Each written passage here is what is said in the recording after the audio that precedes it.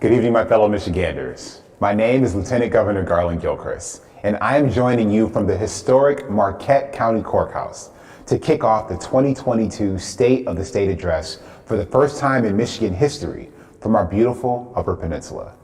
Like so much of the Upper Peninsula, this beautiful courthouse is a symbol of the grit and determination that can be found in the heart of every Michigander. Here up north, the word for that is Sisu. Sisu is our spirit. It's how we're building a strong and prosperous state for every Michigander. Tonight, Governor Whitmer will deliver her State of the State address and lay out our administration's agenda for the future. Together, we are focused on putting Michiganders first through the kitchen table issues: good paying jobs, lowering costs for families, expanding access to childcare, clean water, and high-speed internet, and of course, building infrastructure, with Sisu in our hearts. If you believe that we can get these things and so much more done together, I encourage you to listen to the governor's vision. And with that, I want to introduce the 49th governor of the great state of Michigan, my friend, Gretchen Whitmer. Get things done. Get things done. Get things done. Get things done. Get things done. It's something that we like to say a lot. It's grounded in a simple idea That the people who represent us should work together to put Michigan first. And while it is true that we have made progress together, we all know that we have more to do to usher in a new era of prosperity and change for Michigan. emerging from a once-in-a-century pandemic with a once-in-a-generation opportunity on our hands. We all want the same things for our families. Good paying jobs And great schools. smooth roads, and safe bridges. clean water, And beautiful parks. safe neighborhoods, and affordable health care. a place to call home. a community we're proud of. And a chance to get ahead. We are doers, We are capable of greatness. It's who we are. but sometimes we need a little reminder. There is nothing Nothing. There's nothing Michigan can't do. Good evening, Michigan. Today is our state's 185th birthday. And to celebrate, we're at Detroit Diesel, built in 1938 to help us win World War II. A lifetime later, it's home to cutting-edge electric vehicle technology built by the hardworking men and women of UAW Local 163. Places like this are where Michigan's future will be forged, and I'm thrilled to be here to deliver my State of the State address. But before we begin, let's take a moment to honor those who are not with us. Let's remember the 4 young Michiganders we lost in Oxford: Madison, Tate, Hannah, Justin, and those living with lifelong injuries and carrying the weight from that horrific day. The Oxford community is in all of our hearts. Michiganders, if you want to help, please go to oxfordcommunityvictimsfund.com. And let's also remember the over 30,000 Michiganders we've lost to COVID-19, and thank the first responders, our healthcare professionals, the Michigan National Guard for everything they do to keep us safe. Michigan's National Guard is the best in the country. They go above and beyond, at home and oceans away. Recently, I had the honor of pinning Purple Hearts onto 3 Guard members who were injured during a ballistic missile attack in Iraq. Michiganders salute their sacrifices. They represent the best of us. I also want to acknowledge my partner in governance, Lieutenant Governor Garland Gilchrist. He's innovative, optimistic, a champion for Michigan. I'm so glad to have him by my side. And finally, I want to thank my husband, my girls, my family, and friends. I love you. Clearly, this year's speech is different. Due to COVID, we're not at the Capitol. Right now, healthcare professionals are working hard to keep us safe as Omicron surges. While 2021 wasn't as miraculous as any of us wanted, we have made progress. We're stronger, in large part thanks to science and life-saving vaccines. We've come a long way, and I'm encouraged about the path ahead. After a polar vortex, a pandemic, a national recession, multiple 500-year flooding events, and a kidnapping and murder plot, I've been asked, how the heck do I keep doing this? Well, my answer is simple. I show up for every Michigan family. I want to keep delivering on the kitchen table issues.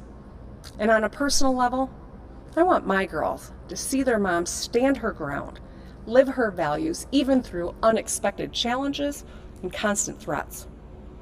Isn't that what we all want? To make a difference for the people we love most? And the truth is, we want the same things. A good paying job, great schools, clean water, safe communities, thriving small businesses, a chance to get ahead and hope for our future. Tonight, I will stay focused on the things that unite us. I'll speak to the progress we've made together, the opportunity we have right now, and why we all believe in Michigan. The state of our state is strong and getting stronger every day. First, let's talk about the roads. The pandemic showed us it slowed us down a bit, but since I took office, Michigan has repaired, rebuilt, or rehabilitated over 13,000 lane miles of road and over 900 bridges in every region of our state, while supporting nearly 82,000 jobs. Now that's enough miles to drive from the Michigan-Ohio border all the way to the mighty Mac over 40 times. In 2021 alone, we fixed Gratiot and Macomb, I-496 in Lansing, 196 in Allegan, 69 in Genesee, 94 in Kalamazoo, US 41 in Marquette, and we're forging ahead on the Gordie Howe Bridge in Detroit, which will be taller than the Statue of Liberty when it's completed. Recently, the Army Corps of Engineers answered our call to invest in the Sioux Locks, securing funding to finish the job in Sault Ste. Marie. That's a big deal for the UP and for our state's economy. Last year, I reinstated prevailing wage for state construction contracts. That means we get the best trained workforce and the best value for our tax dollars. Now our task on infrastructure, from roads to lead pipes to high-speed internet, it's large due to decades of neglect and underfunding. That's why we're fixing our roads and bridges with the right mix and materials so they stay fixed. And we're creating good paying skilled trades jobs along the way, the kind you can raise a family on with solid benefits and a secure retirement. Thanks to many in our congressional delegation and our federal partners, we have billions more headed our way from the bipartisan infrastructure plan that we'll use to turbocharge our efforts. So, when you see those orange barrels, number one, slow down. There are people working. And number two, those orange barrels means we are moving dirt and fixing the damn roads. I know at times our nation's capital feels hopelessly gridlocked, but at our state capital, Republicans and Democrats have shown we can come together to put Michiganders first. Together, we delivered over $420 million in relief to small businesses, empowering them to expand operations and retain over 200,000 jobs through COVID. We expanded access to high-quality child care, and now over 1 in 3 children in Michigan, 12 and under, are eligible for low or no-cost child care. You can go to michigan.gov/childcare to see if you're eligible too. For our Michigan State Police, who protect and serve with the utmost professionalism, we built new posts in Walker and Grand Rapids. For law enforcement, we funded better training, delivered hazard pay, and expanded resources for local police departments. Now, as a former prosecutor, public safety is a core issue for me. We'll keep making investments to reduce crime and protect families. And our criminal justice system reforms have helped hundreds of thousands of Michiganders who served their time, secured jobs and housing with a clean slate. Together, we cared for those who served our nation by building a new veterans home in Macomb County and another in Grand Rapids. We eliminated the cost barrier for 170,000 Michiganders who are getting skills and better paying jobs through the Michigan Reconnect and Futures for Frontliners. These programs boost our economy and empower our people. People like Caroline, a former in-home care provider and mom of two who got straight A's in her first semester at Mott Community College. And Jody, a Reconnect recipient, the first of 8 siblings to go to college. She's on the Dean's List at Grand Rapids Community College. These programs have given them opportunity and opened new doors for their families. I want them to know we're all rooting for them. And together, we made the largest education investment in state history without raising taxes, something we've done 3 years in a row. Last year, we closed the funding gap between schools, something that 4 governors before me tried to do. We've invested $8,700 into every student in every district to improve their in-class experience. We invested in on-campus mental health and delivered checks directly to educators who go above and beyond for our kids every day. I know how anxious and tired parents are feeling right now. As a mom, I get it. That's why I'm making investments where they matter most, in classrooms, to help our kids get caught up. And to our teachers, child care professionals, aides, bus drivers, custodians, parapros, administration, I see you. Thank you for working tirelessly to help our kids thrive. We're going to keep investing in recruitment and retention to increase your ranks. Soon, I'll introduce a school aid budget that will mark the biggest state education funding increase in more than 20 years without raising taxes. And I want to be crystal clear. Students belong in school. We know it's where they learn best. Remote learning is not as fulfilling or conducive to a child's growth. In-person learning is critical to social development and mental health. And that's why we will do everything we can to keep kids in the classroom. We've all been through a lot. It's rational to feel frustrated or exhausted or even cynical. Fortunately, the cure for cynicism is competence. These bipartisan accomplishments are a testament to what we can do together. We must believe that better things are possible, because that's the only way they ever get done. Just yesterday, we saw proof. Last month, we worked together to sharpen Michigan's economic development tools. And this week, we landed a $7 billion investment from General Motors that will create and retain 5,000 good-paying manufacturing jobs, making electric vehicle batteries in Lansing and Orion Township. The future of the auto industry is being built in Michigan, in plants like this one, by union members. And we're just getting started. Historically, the knock on Michigan was that we didn't have the tools to compete with other states. We moved too slowly, and state government was dysfunctional. Yesterday, the world saw what we can accomplish. Democrats, Republicans, businesses, utilities, and labor joined forces to equip Michigan with solid economic tools to attract big projects and create thousands of jobs. We showed the world we have the tools, we move fast, and we work together. And Michigan is gonna win. That brings us to what's next.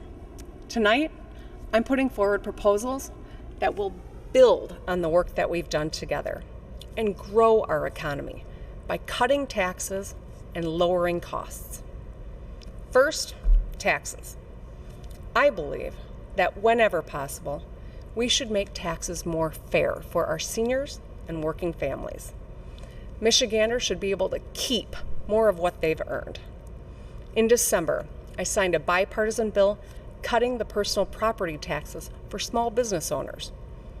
And last November, we repealed the tampon tax, the sales tax on menstrual products, saving women hundreds of dollars in taxes. When it comes to delivering for women, I will keep finding ways to lower their costs. And I'll veto any legislation that would take away their right to choose. My proposals tonight will cut taxes for seniors and working families. For our seniors, let's work together to repeal the retirement tax. I first called to repeal this tax back in 2019. It's time to get it done. If we phase it out over the next few years, we can save 500,000 households in Michigan an average of $1,000 a year. That's money for prescriptions, rent, car payments, or gifts for grandkids. Repealing the retirement tax will help real people. People like Tim from Marquette, or Susan and Dick from Jackson. Tim worked for 30 years as a corrections officer, a difficult, dangerous line of work. Susan and Dick taught for over 30 years in Branch and Hillsdale counties. They served their communities. They saved. They did everything right. And after they finally retired and budgeted on their fixed incomes, their pensions, 401ks, and IRAs were taxed. They all had to go back to work just to pay the bills. Today, Tim is painting and working odd jobs, while Dick is a driver's ed instructor. And Susan worked for over a decade at a hair salon. After a lifetime of work, they're still worried about affording the essentials. And when I was in the legislature, I fought the retirement tax because it was wrong. Let's make it right. We can keep our word to Dick, Susan, Tim, and every Michigander who worked hard and played by the rules. I'm ready to work across the aisle to roll back the retirement tax and save 500,000 households in Michigan an average of $1,000 a year. Now let's talk about cutting taxes for people working full-time, but who still can't get ahead. It's time to increase the Michigan Earned Income Tax Credit. The EITC is a bipartisan tax break for families offered at the federal and state level. It's part of the refund you get when you file your taxes. In 2010, Michiganders received almost $3,000 tax refund from the combined EITC. But a year later, taxes on working families went up to pay for a big tax giveaway for big corporations that they didn't need. That's not right. Restoring the EITC lifts more than 22,000 people out of working poverty, and it sends 730,000 families an average refund of almost $3,000 that they can use to pay the bills. Nearly 1 million kids, almost half the kids in Michigan, benefit when we raise the EITC. It means new backpacks, warmer coats, more hot meals. Let's get that done too. Now, let's talk about how we lower costs. We are all bearing the brunt of inflation. You see it when you buy your groceries or boots for your kids. We have made meaningful progress to lower costs, and we should build on that work now. In 2019, I signed bipartisan auto insurance reform, saving drivers hundreds of dollars a year. Thanks to our reform, insurance companies are sending every driver a $400 refund check per vehicle by May 9th of this year.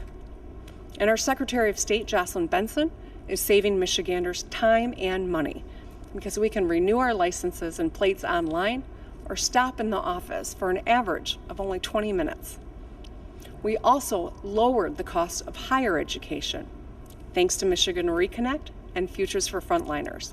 And we are delivering home heating help on energy bills, so over 175,000 families can stay warm and safe through the winter. We've done a lot of good work to lower costs, but I know families are feeling squeezed. We must do more. Rolling back the retirement tax and raising the EITC will keep more money in people's pockets, and we can ensure less comes out. Tonight, I have two proposals to lower costs on insulin and cars, and one to expand access to mental health. First, insulin. Hundreds of thousands of Michiganders need insulin to survive, and the average cost of a single vial is almost $100.